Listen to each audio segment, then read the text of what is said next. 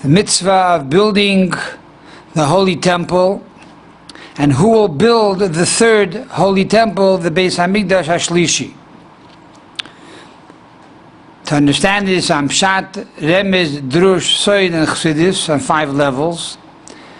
First and foremost, the Rambam tells us in mitzvah number 20 that there's a mitzvah to build a bayis la'avoda, a house, where to do service for God.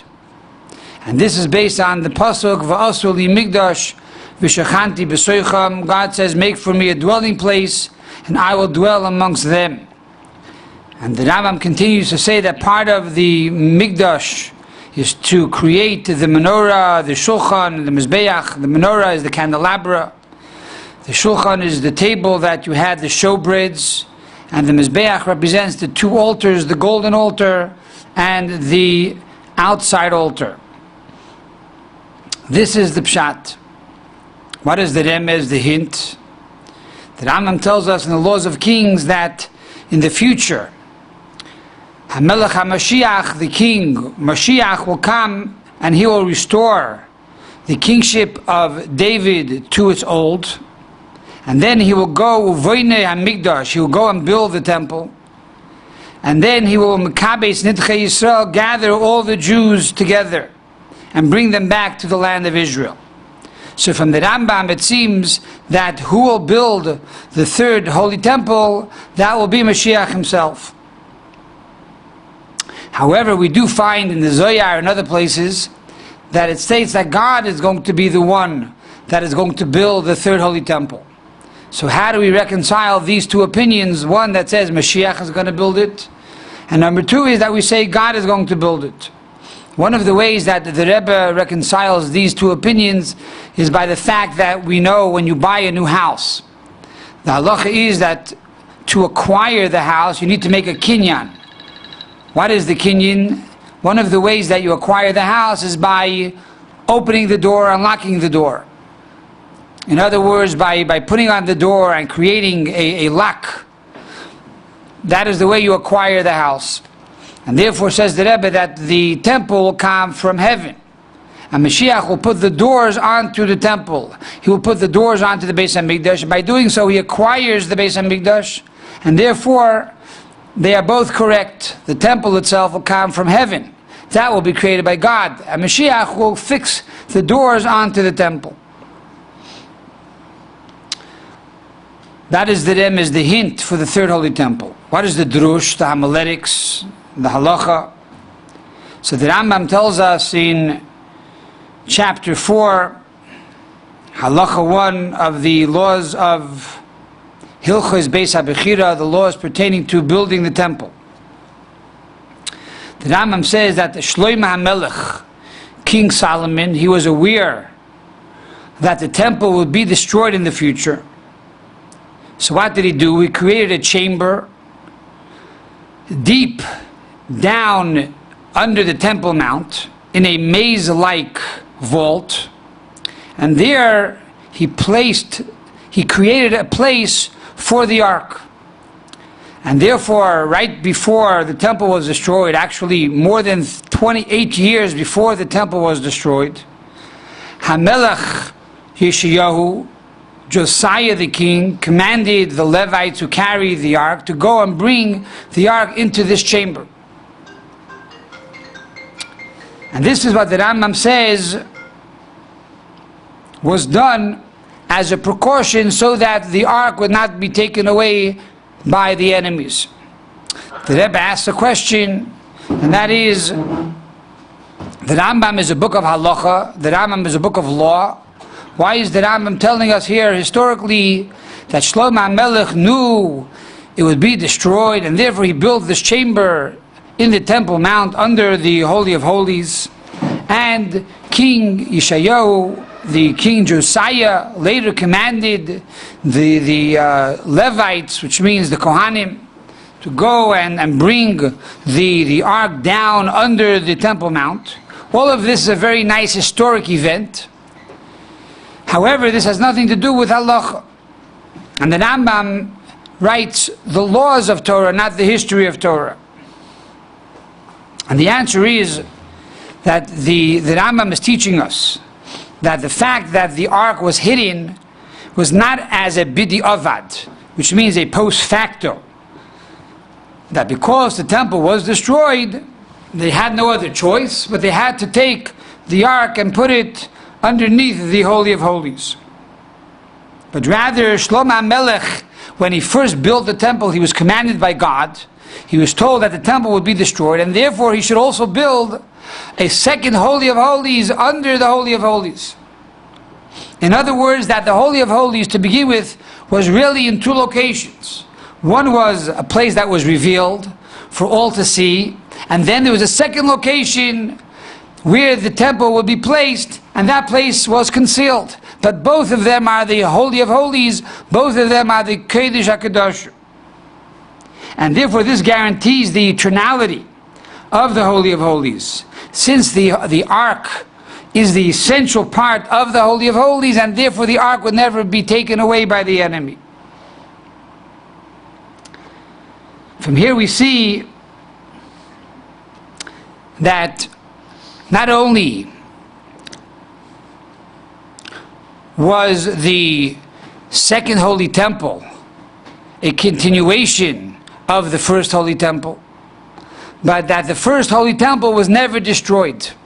In other words, that all three Holy Temples, the first that was built by Solomon, the second that was built by Ezra, and the third that will be built by Mashiach, not only are they all connected by the fact that they are all holy temples, but they are connected by the fact that the Holy of Holies, the Kodesh HaKadoshim, that placed the ark, was the same for the first and the second and the third, and therefore the second and the third are merely an extension of the first. This can be understood with the example of Techiyas HaMesim, when we talk about the resurrection of the dead. When Mashiach will come, it says first Mashiach will build the Holy Temple, and then later there will be a miracle that all the Jewish people and all the non-Jews that were kind to the Jewish people and followed the 7 Noahide laws will be resurrected. How is one going to be resurrected from the dead? So the Talmud tells us that it's going to come about from the bone which is called the luz, back of your head, and back of the head and top of the neck there's a bone, and that bone, which is the luz bone, never becomes destroyed or disintegrated, and therefore when Mashiach will come, from that bone the rest of the body will grow. In other words, it's not that it's going to be a new creation, rather the resurrection of the dead will be an extension of the first body of that individual that passed away. Just like the second temple and the third temple was not a new temple completely, but rather an extension of the first, implying that the Shekhinah, that the divine presence that rested on the Temple Mount and in the first Holy Temple never left. On the contrary, it was always in the Holy of Holies, it was always in the Aron HaKodesh, in the Holy Ark. And this continued in the second and the third Holy Temples. Number two, from here we see that no goyim, no nation of the world, has the ability to destroy the Holy Temple. The only reason why the Holy Temple was destroyed, it was because God said you should build a place for the Ark, where to hide the Ark, which is called the Holy of Holies. And because of this gave the permission, so to speak, or the ability for the first Holy Temple to be destroyed. But if not for the fact that they created a place where to store the Ark and prepared for a destruction of the Holy Temple, there could never have been a destruction of the Holy Temple. And from here we see that no nation in the world has the right, or has the ability to lift their hand against the chosen people. And the only way that the nations of the world could lift their hands against the chosen people is if we create the opportunity for them to do so. And that is by the fact that we have in our own life our own destruction, by failing to follow the Torah and the observance of the mitzvahs. This is the concept according to Drush. How do we understand the third temple according to Soid, according to Kabbalah? So in Kabbalah it states that the first two letters of God's name, the Yud and the Hey, this represents the first holy temple. The second holy temple is represented by the Vav and the Hey. And the third holy temple is beyond the name of God, beyond the four letters of the Shem Havayah, of the Tetragrammaton. Rather, the third holy temple will come from Keser or Keter, which is the crown of God, which is the essential essence of God.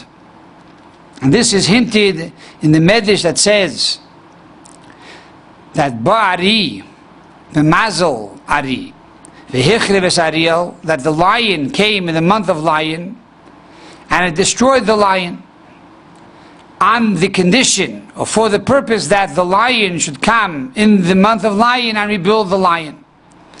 Who is the lion? That is Nebuchadnezzar, the king of Babylon. He came along in the month of lion, the month of Leo, and the month of Av. And he destroyed the Ariel, he destroyed the lion, which is the holy temple. Why? So that the lion, which is Almighty God himself, should come in the month of lion, the month of Av, to rebuild the lion. Which implies that, number one, the rebuilding of the temple will be in the month of Av, being that God destroyed the temple in the month of Av. Therefore, it's only right that the rebuilding of the Holy Temple should be in the month of Av. But more than that, that the reason that the temple was destroyed was that God himself should rebuild the Holy Temple. The first temple and the second temple were built by man. The first by Shlomo HaMelech. The second by Ezra HaSofer, Ezra the scribe. However, the third holy temple would be built by God himself, and therefore Ba'ari, therefore the lion representing God, who is a lion, the king of the entire universe, alluding to the attribute or the sphera of Keter, of crown. This will be the revelation in the third holy temple. What does Chassidus say about the third holy temple? Chassidus bases this concept based on the Pasuk, a verse in Chagi, chapter 2, verse number 9, that says, Gadol yeh kavod habayis hazeh achrei min harishon, which means greater will be the honor of this house, this final house, more than the first house. So there are two basic ways of understanding this pasuk, this passage. The Gemara says that greater will be the honor of this house. This alludes to the second holy temple. That the Beit HaMikdash Hasheni, the second holy temple, will be bigger than the first holy temple. Because the first holy temple only lasted for 410 years. The second holy temple lasted for 420 years. Secondly, the size of the second holy temple was larger than the size of the first holy temple. And that is the meaning of this passage in Chagi. However, according to the Zohar, according to the esoteric level of the Torah, the Zohar says, Gadol yeh kavod habayis hazeh. Greater will be the honor of this house. What is this house? This alludes to the third Beit HaMikdash, to the third holy temple. And therefore, the Talmud tells us that the third temple will be not like Abraham, that called the mountain, not like Yitzchak, that called the mountain the Sadeh, the field, but rather it will be like Yaakov, who called it Bayit, the house, and therefore it will be eternal. In other words, the three holy temples allude to the three fathers, Avram, Yitzchak, and Yaakov, and being that Yaakov Avinu, Jacob, our forefather, represents the midah of emes, the attribute of truth. Truth is something that is eternal. It cannot be half true. Half true is not true. You can't be half pregnant. You either are pregnant or you're not pregnant. So therefore, emes means something which is ultimately true and eternally true. And that is why emes is Aleph, Mem, Taf. Aleph being the first letter of the Aleph Beis, Mem the middle letter of the Aleph Beis, Taf the final letter of the Aleph Beis. Something which is emet, something which is true, has to be true from the beginning to the middle to the end. So the third holy temple will be Emet, will be true, and therefore will be forever and ever.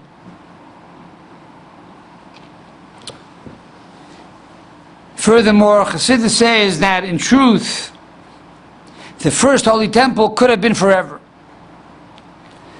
It had the capacity to be eternal, if not for the fact that Allah Ari, B'mazel Ari v'hichri v'sariel. In other words, only because God Himself came and He allowed the enemy to go and destroy the holy temple, was it destroyed. But really, essentially, the first holy temple could have been forever. How do we understand this?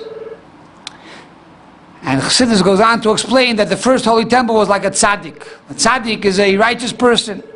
Today in America we call it an FFB, from birth.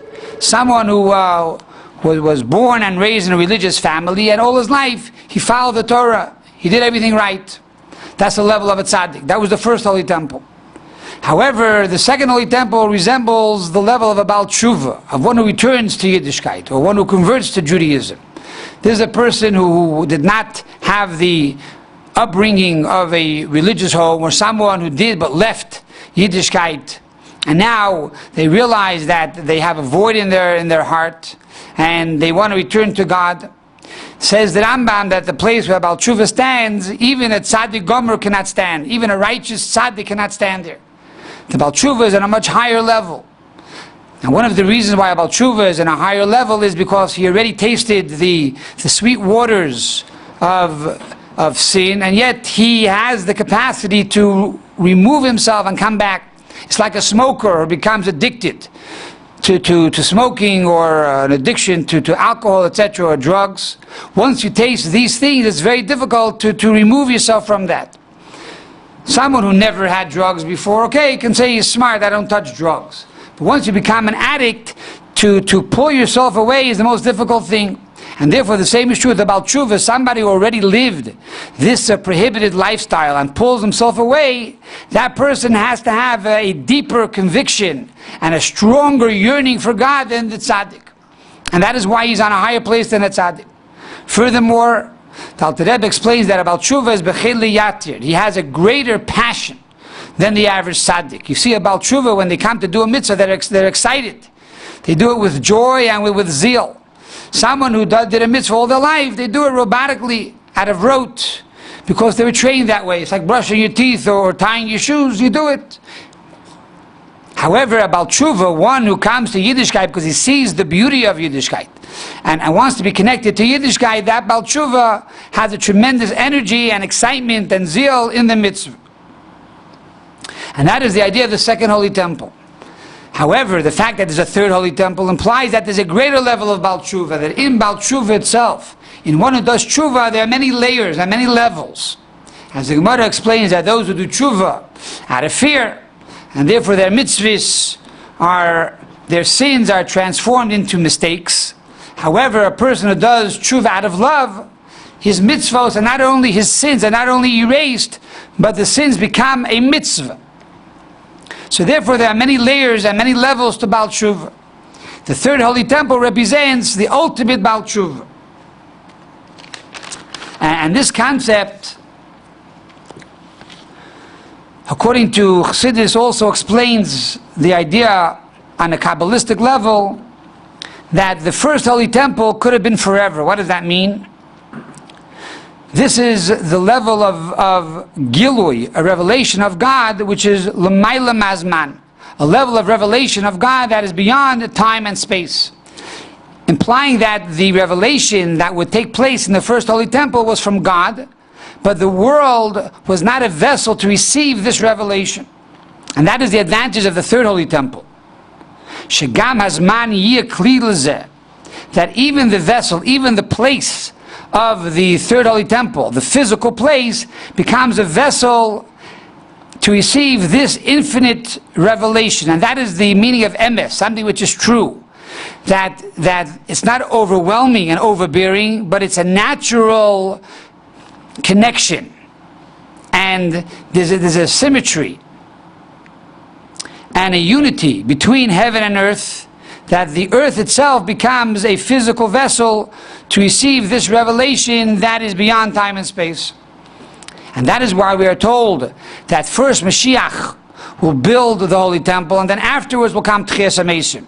Because the building of the temple is the initiation, it's the beginning of this revelation which connects heaven and earth. But this will continue to get stronger and stronger to a degree that we will come to the state of Tchias HaMesim, of the resurrection of the dead.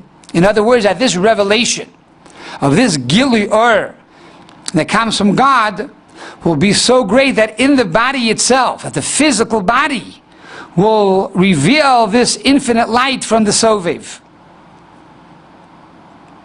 And we are told when Mashiach will come, that after the resurrection of the dead, the body will be greater than the soul. That the neshama, the soul, will be nezoinis min haguf. This soul will now receive its nourishment from the body. Because the body will have this connection. On one hand, it is physical, which means it came from Shem Elikim, the name of God that's called Elohim, which is a finite level of God, dealing with nature and infinity. And yet this finite body that came from Shem Elikim will reveal the level of Sovev, will reveal the level of infinity. It will be the two opposites united as one. And this great revelation of these two opposites will be so powerful that instead of the body receiving its nourishment from the neshama, from the soul will receive its nourishment from the body. We are told in the Tanya Kedisha, the Holy Tanya, that all of these revelations that will take place when Mashiach will come is tolui, b'ma'aseinu b'avodaseinu, is based on our actions now throughout the days of Golus. And therefore when Mashiach will come, we're going to regret the days of exile. Even though on one hand exile is not so good, there's pain and suffering, etc., etc. But during the days of exile we have the opportunity to create all of these great giluyim, all of these great revelations, and all of these great rewards that will take place with the coming of Mashiach. And therefore we have to chaparain, as they say. We have to cash in on the deal. Use out the opportunity of these last few seconds of exile to perform mitzvos and to study Torah and to pray and to put on tefillin and to give tzedakah, etc., etc. And to do acts of goodness and kindness, because all of these acts of goodness and kindness will be realized and will be manifested in the revelation of the coming of Mashiach through the rebuilding of the third Holy Temple.